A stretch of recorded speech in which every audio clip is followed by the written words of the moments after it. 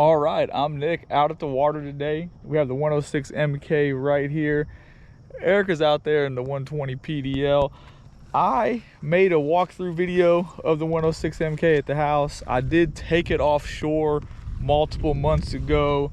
I've never been in it before that. I haven't been in it since, no joke, okay? We've been busy. Obviously, running the business takes a lot of time. I'm gonna launch this thing. I'm gonna do an on the water impression of it. Obviously, I've already had it on the water. If you haven't seen the video of us going offshore with it and catching red snapper, I'll put a little ID thing here and I'll put a link below.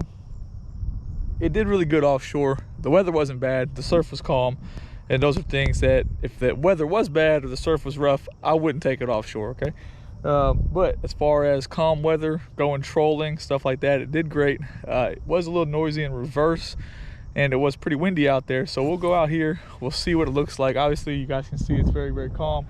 First thing in the morning, this is about 8 o'clock. We're gonna get out there, we'll get it underwater, and we'll go from there. Things to consider, I do have a 135 amp hour Dakota lithium battery in there. We'll go into more details about that later. It is in neutral. Let's make sure that this is not covered up before we get out there, or, well, guess what? I have to get back over here. You do need your kill switch, which is on my waist, ready to go. Other than that, I think we're ready. It isn't a stock configuration, no seat risers, no nothing, other than I did put the floating propeller nut on here because it makes life easy, and obviously it works really, really well.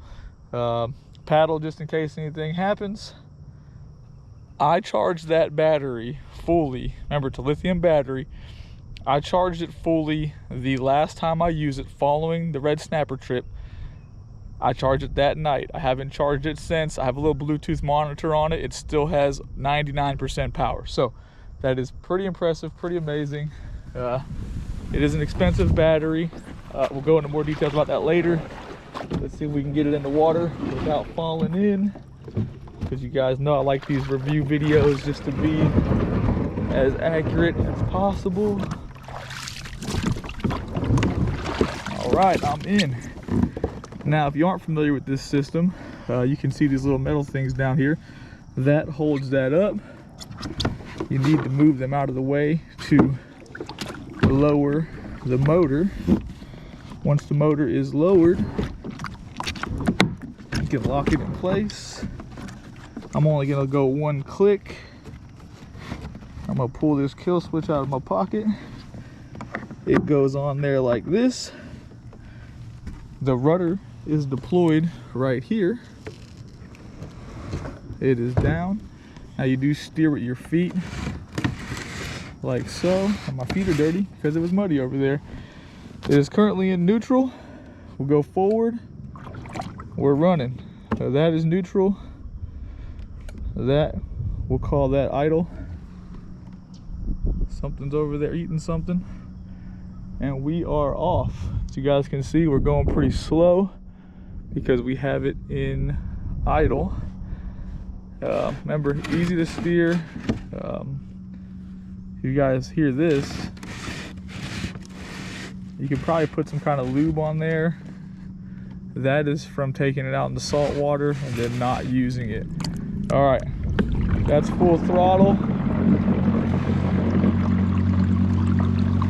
It's kind of loud, but we are cruising. You point wherever you want to go, you point to, right? So left foot is left, right foot is right. We'll go over here and we'll fly past Erica. She'll never know what happened.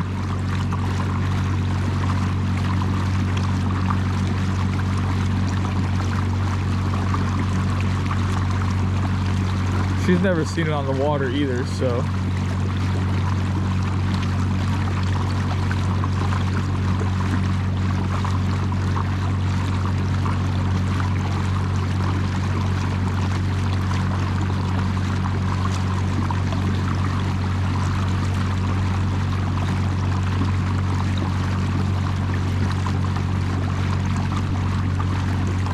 Now, it's not the fastest thing in the world, okay? But you are using zero energy, which is cool. If you want to just come out and cruise and enjoy your day, you don't need to go fast, but you don't gotta pedal either.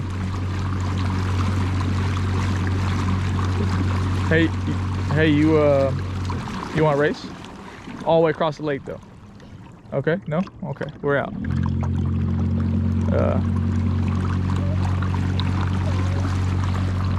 Honestly, I think 4 miles per hour is the top speed from a little bit of research, stuff like that, right around 4 miles per hour. It is by no means a speed demon. But remember, at full throttle, you're eating your battery up. Now, we have a 135 amp hour battery below us in that battery box. Battery is not necessarily a concern at all, especially coming out here to this little lake. We can go full speed wherever we want to go, but going full speed is not a realistic thing. It'll be just from a point A to a point B. You wouldn't want to try to do full speed for 4 straight hours. You're just going to run out of battery and all that good stuff, and then no one wants to paddle this thing. Even offshore, I kept it the same pace that Skylar was going. We typically do 2.5, 3 miles per hour from A to B while we're in the pedal kayaks, especially in the big water or the Predator. And once you back that throttle down, remember, this is full speed, this is neutral. You put that thing up here in the middle, it's not as loud. It's not as loud as it was. You're still going, you know, 1.5 probably here. We're not going very fast. A little bit more. Now we are going faster. You hear a little bit of water slap. Look, you're in a kayak, it's plastic, it's hollow. You're gonna have noise, okay? The fish aren't nearly as spooky as people think they are. That's just stuff, just marketing gimmicks and nonsense, okay? But it does a pretty good job, okay? If you do take the time and you watch that video when I'm offshore, reverse did seem rather noisy. Now we're still momentum forward. We'll go full reverse.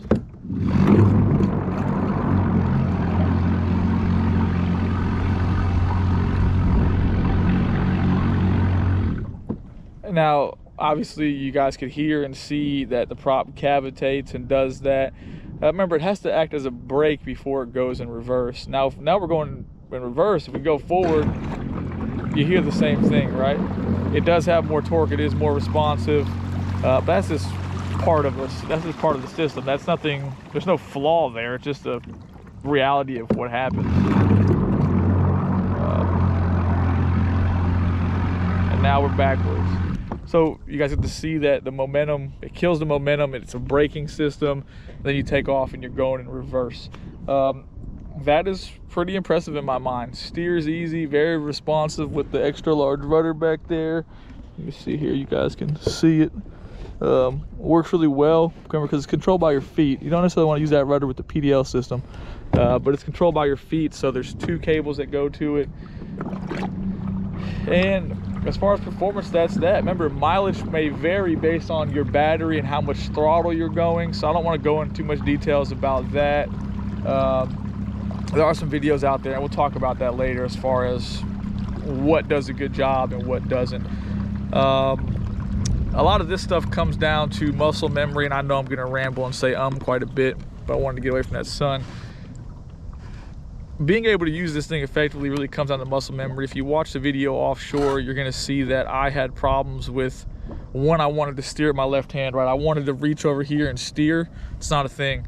I also wanted to pedal. Remember, I pedaled for so long that my legs, they just do what they're supposed to do, okay? I wanted to pedal forward, but in reality, I needed to bump the throttle.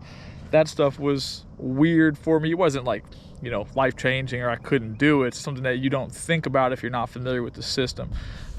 This kayak, as far as going out and just cruising around, if you live on a lake and you want to go watch the sunrise, or you want to go enjoy the sunset with your wife or yourself or your kids, grandkids, whatever, it's a pretty solid system. The kayak itself is pretty light. All the specs will be on Old Town's website.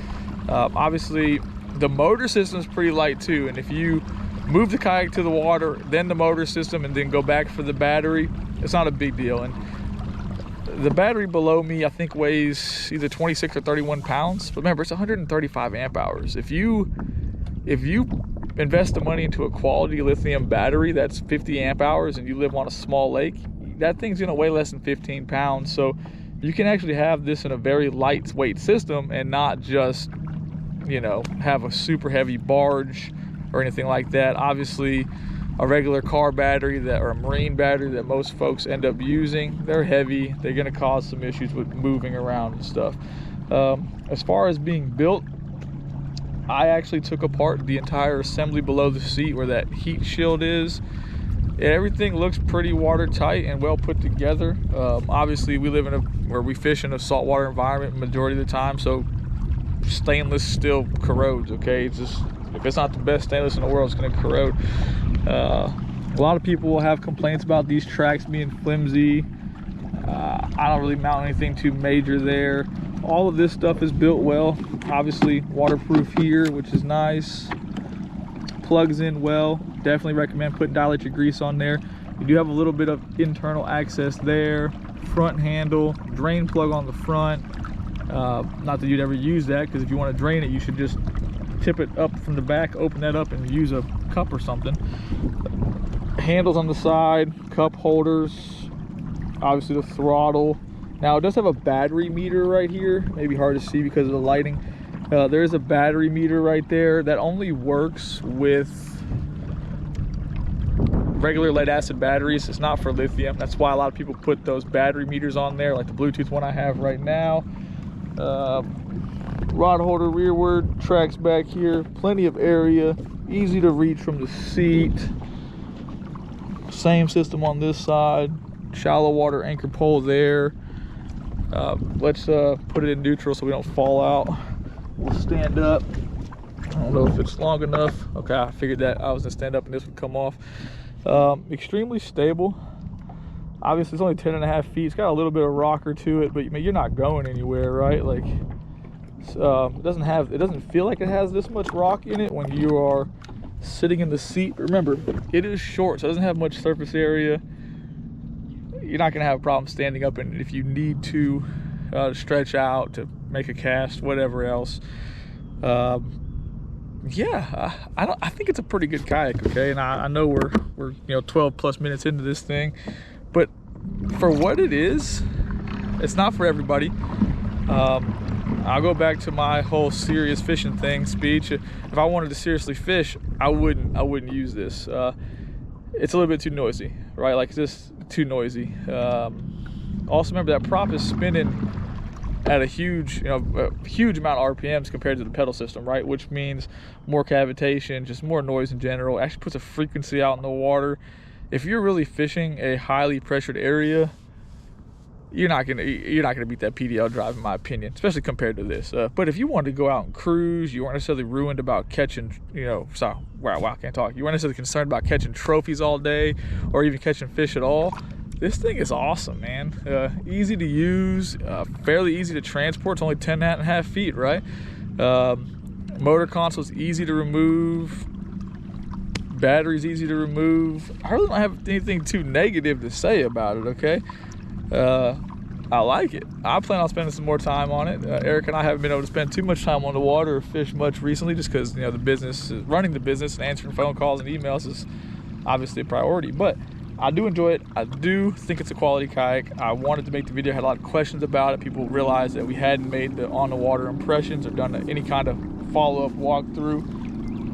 I like it. I'll use it more. I'll give you guys an update in a few months about whether or not it's holding on, or the battery fell apart, or the motor fell apart, or anything like that. That's it.